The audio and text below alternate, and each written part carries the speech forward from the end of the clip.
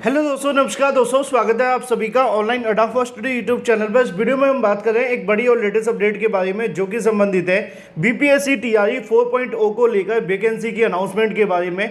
खुशखबरी आप सभी के लिए निकल कर आ गई है। 96,000 शिक्षक भर्ती को लेकर आवेदन 22 जुलाई से शुरू होंगे बीपीएससी के माध्यम से दी गई जानकारी के अनुसार। और एग्जाम डेट की अगर बात की जाए तो वो आपको 24 अगस्त देखने के लिए मिलेगी, यानी कि हमेशा की तरह टिपिकल बीपीएससी भर्ती इसलिए क्योंकि आप जानते हैं कि उनके माध्यम से जितनी जल्दी विज्ञापन जारी होता है उतनी जल्दी परीक्षा होती है और उतनी ही जल्दी रिजल्ट जारी कर दिया जाता है, अगर कोई विवाद ना हो तो। क्योंकि पिछली बार टीआरई 3 में बहुत ज़्यादा विवाद हुआ, आप जानते हैं, और उस विवाद के चलते ही ये भर्ती आप सभी की पूरी नहीं हो पाई।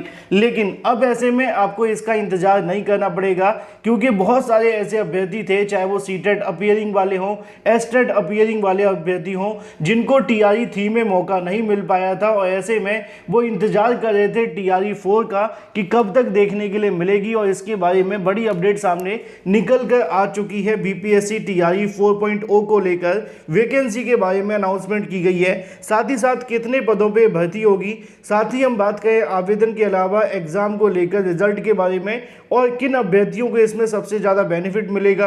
1 to 5, 6 to 8, इसके अलावा 11th और 12th में सीटों की संख्या कितनी होगी, क्योंकि बहुत सारे अभ्यर्थी इस बात को लेकर भी इंतजार कर रहे थे और सबसे ज़्यादा सवाल ये था कि वैकेंसी कब तक देखने के लिए मिलेगी। सारी जानकारी देते हैं, चैनल को सब्सक्राइब करके बेल आइकन को दबा लें और वीडियो को लाइक कर दें, जिससे कि आपको रियल ऑथेंटिक जानकारी ऑनलाइन अड्डा फॉर स्टडी यूट्यूब चैनल के माध्यम से मिलती रहे। तो चलिए सीधे शुरुआत करते हैं बीपीएससी टीआरई 4.0 की वैकेंसी के बारे में। बीपीएससी टीआरई 4.0 की वैकेंसी को लेकर अनाउंसमेंट कर दी गई है और यहाँ पे जानकारी देखने के लिए मिल रही है कि इस बार भी आपकी जो वैकेंसी वो तकरीबन 1 लाख पदों पर ही होने जा रही है, क्योंकि 1 लाख पदों पर जानकारी जो मिली है वो भी यहाँ पे बीपीएससी के माध्यम से ही दी गई है। यानी कि बहुत सारे अभ्यर्थियों के मन में सवाल था, कहीं ऐसा ना हो कि इस बार जब 3 बार वैकेंसी होने के बाद में चौथी बार पदों की संख्या कम हो जाए। तो ऐसा बिल्कुल भी नहीं है, पदों की संख्या में भर भर के बढ़ोतरी है और तकरीबन 1 लाख पदों पे आपकी वैकेंसी हो रही है, पहला। दूसरी बात की जाए विज्ञापन को लेकर या फिर बात की जाए आवेदन के बारे में, तो इसके जो आवेदन का प्रोसेस है वो 22 जुलाई से शुरू कर दिया जाएगा अकॉर्डिंग टू बीपीएससी का कहना ये है कि यहाँ पर जो बीपीएससी के माध्यम से टीआरई 4 को तैयारी की जा रही है वो इस तरीके से तैयारी की जा रही है कि जो आपकी परीक्षा 24 अगस्त को प्रस्तावित है उसी तरीके से आपकी परीक्षा को ले लिया जाए। पूछने पर यह भी जानकारी देखने के लिए मिली है कि 22 तारीख को आपका जब विज्ञापन जारी होगा तो उसके बाद में आपके आवेदन उसी दिन से शुरू कर दिए जाएंगे, यानी कि 22 जुलाई से। और बताया ये भी गया है कि आवेदन करने का इस बार जो समय मिलेगा वो 7 अगस्त तक देखने के लिए मिलेगा, यानी कि 22 जुलाई से लेकर के आप 7 अगस्त तक इसके आवेदन करेंगे। बाकी के बचे हुए 10-15 दिनों के अंदर बीपीएससी आपकी परीक्षा की तैयारी करेगा और 24 और 25 और 26 तारीख को आपकी परीक्षा आयोजित की जाएगी। सवाल रिजल्ट को लेकर भी है। अभी बीपीएससी ने जो जानकारी दी है उसके मुताबिक 24 सितंबर तक इसका जो रिजल्ट है वो जारी कर दिया जाएगा और उसके बाद में यहाँ पर आपकी नियुक्ति का प्रोसेस शुरू हो जाएगा। तो ये जो जानकारी देखने के लिए मिली है विश्वसनीय सूत्रों के माध्यम से है। अगर आप सभी ने इसकी जानकारी नहीं दी है तो मैं आपको पूरे ऑथेंटिक रूप से बता दूं कि आपकी परीक्षा का विज्ञापन 22 जुलाई को जारी होने जा रहा है। आवेदन भी 22 तारीख से शुरू हो जाएंगे और रिजल्ट भी आपका 22 सितंबर के आसपास आ जाएगा और 24 तारीख को तो परीक्षा है ही है। अब इसमें सवाल सबसे बड़ा ये होगा कि यहाँ पे 1 to 5, 6 to 8 और 9th और 10th, 11th और 12th में सीटों की संख्या कितनी रहेगी। अभी जो शिक्षा विभाग के माध्यम से रिक्त पदों का डाटा मांगा गया है, आपने देखा होगा टीआरई 3 को लेकर भी जो आरक्षण का विवाद हो गया था, है ना, तो उसको लेकर उन्होंने वैकेंसी को कैंसिल कर दिया था, ये कहते हुए कि शिक्षा विभाग जब नए तरीके से अध्याचन भेजेगा उसके बाद में हम वैकेंसी अनाउंस करेंगे, लेकिन वो रहेगी 87,000 पदों पर ही। तो उसमें तो कोई बदलाव नहीं होगा, वैकेंसी वो 87,000 पदों पर ही रहने वाली है। लेकिन इसमें जो जानकारी दी गई है उसके मुताबिक उनका कहना ये है कि इसमें तकरीबन कोशिश की जा रही है शिक्षा विभाग के माध्यम से कि टीआरई 4 भी 1 लाख पदों पर हो, जिससे कि चुनाव के बाद में जो सरकार अपना प्रभाव छोड़ना चाहती है युवाओं के मन के ऊपर, उसमें कामयाबी मिले। तो ऐसे में 1 लाख से समथिंग पदों पर वैकेंसी आने जा रही है, पदों की संख्या।